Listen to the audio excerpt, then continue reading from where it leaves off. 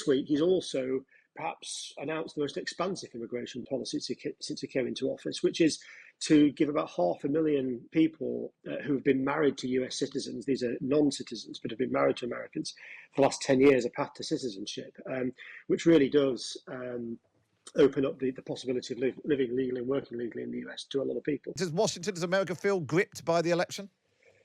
The US election or the UK election? No, the US one. We'll start with that one. Yeah, I think so. I think we're getting up. We're getting ready for it. It's still 5 months away. We don't have the drama here about when he's going to call an election, who can put some bets on.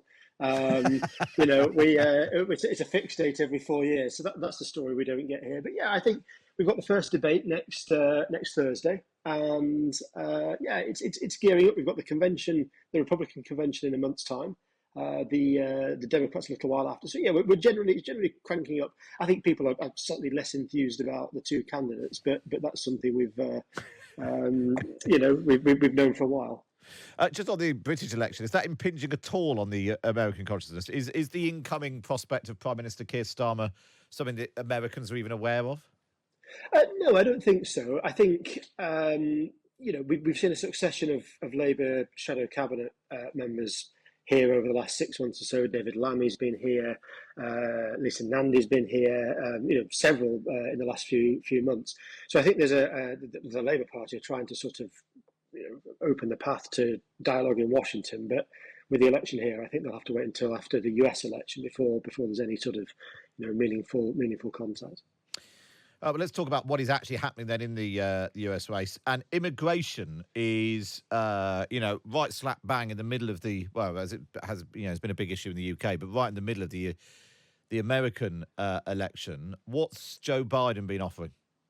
Well, it's really one of the big issues, and it's really difficult for Joe Biden because, on the one hand, since he came into office, depending on how you calculate these things and which reports you read, about 9 million illegal immigrants and documented migrants have crossed the southern border from Mexico into the US. These people often just vanish into the United States, go to different areas of the country, often get paid cash in hand jobs. So that's a problem, and that's the Republicans also sort of raise it's a security issue. There are criminals and potentially terrorists coming in. So that's one problem. But on the other hand, progressives on the Democratic side of the debate say, well, we should be helping lots of these people. These are desperate people who are escaping famine, they're escaping war in their own countries, and America should be a safe haven. So at the start of the month, he put a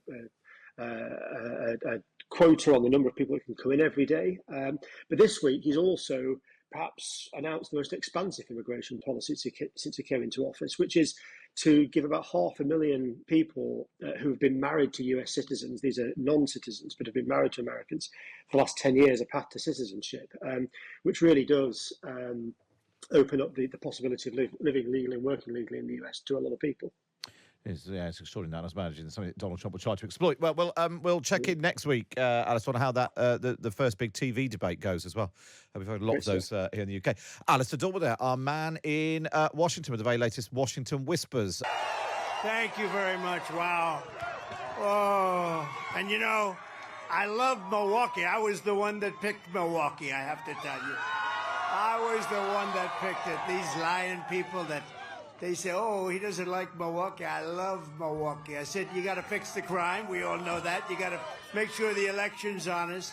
But I'm the one that picked Milwaukee, and the Democrats, or the radical left lunatics, as I call them, what they say is just so terrible.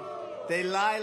They have a horrible candidate. They have a candidate that has no clue, doesn't know where he is, and all they can do is lie.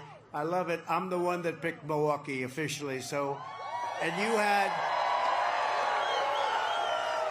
I think you had about 10 congressmen in a meeting that we had recently where I said how much I like Milwaukee. They all came out. They said, that's what he said. We can't help it. And they're truthful people. But I just want to begin by saying, hello, Wisconsin. Hello. Great state. When I'm reelected, Joe Biden's illegal amnesty plan will be ripped up and thrown out on the very first day that we're back in office. Our country is under invasion. We should not be talking amnesty. We should be talking about stopping the invasion instead. This is an invasion of our country.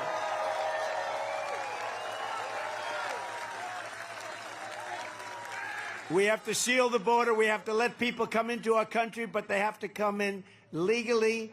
We have to send Joe Biden's illegal aliens back home where they belong. We have no choice. We have no choice. If you take a look at Venezuela, you see what's happening there. 72% down in crime because they've taken their gangs, their drug dealers, also their prisoners. And where have they brought them? To the United States of America. Thank you very much.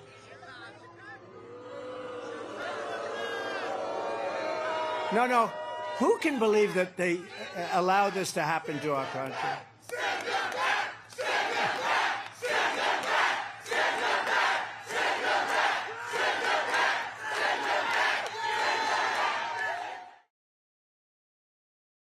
This Biden amnesty is a direct attack on American democracy. As soon as I leave, look at the numbers on the right. That's the largest influx of people ever to come to any country. There's never been anything like this. And we don't know where they come from, who they are. We don't have any records. There's no way to check it. You know, they come from some country that nobody ever heard of. They don't keep records, and we don't get their records, and we don't know what we're taking in. Our economy is doing terribly. Inflation has killed our economy. It's a nation buster. On the last day in office, inflation was at less than 1.4%, and as you know, it's now 10. Look, if you take a look at our inflation, our real inflation, they said it was 10 for the last couple of years cumulatively. You take a look at inflation, and if you add different categories, which they don't, I think our inflation is between 40 and 50%. They say it's at 22%. 22%'s a lot. That's record-setting. But I think you could double it. Let them add the cost of interest. Let them add the cost of trying to buy a house. Nobody can buy a house anymore. The American dream is dead. The money they can't get, the interest rates through the roof. During my term, we had gasoline down to $1.87 a gallon. And by the end, the 30-year mortgage rate was 2.7%. Think of that, and now it's 10%, 11%, 12%, and you can't get the money, so it doesn't make any difference. They can tell you what the rate is, but you can't get the money. Joe Biden inherited the fastest and strongest economic recovery in history. I gave him the greatest economic recovery in history. It's called bounce back. We were all set. We were set. I hated. We had the greatest economy ever in the history of the world. COVID came in, and we did an unbelievable job. And by the time we ended, we gave him the greatest bounce back that anybody's ever had. And guess what? He blew it to shreds.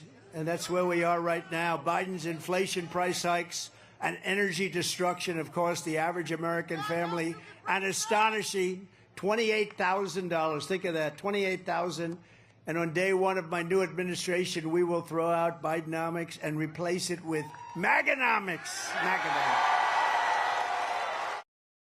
I will stop Biden's wasteful spending and rapidly terminate the Green New Scam, which is a total scam. We're spending money like drunken sailors. You know the expression, drunken sailors? They love that expression. I will end the Biden inflation nightmare, and we will end it quickly. We will make America great again. Thank you, Wisconsin. Thank you. God bless you, Wisconsin.